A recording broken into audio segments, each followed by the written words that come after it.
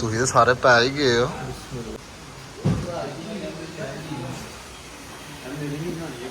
ਲੈ ਯਾਰ ਤੇਰੀ ਬਣਾਉਣੀ 7-8 ਉਹ ਵੀ ਨਹੀਂ ਵੇਚਦਾ ਉਹਨਾਂ ਸਮਾਨ ਬੰਦੇ।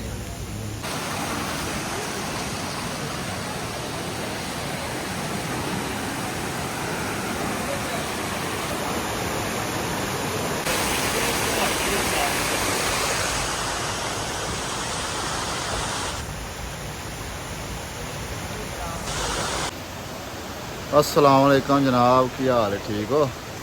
तो असी जनाब बड़ी देर बाद तुहाडी खिदमत च हाज़र होए हैं।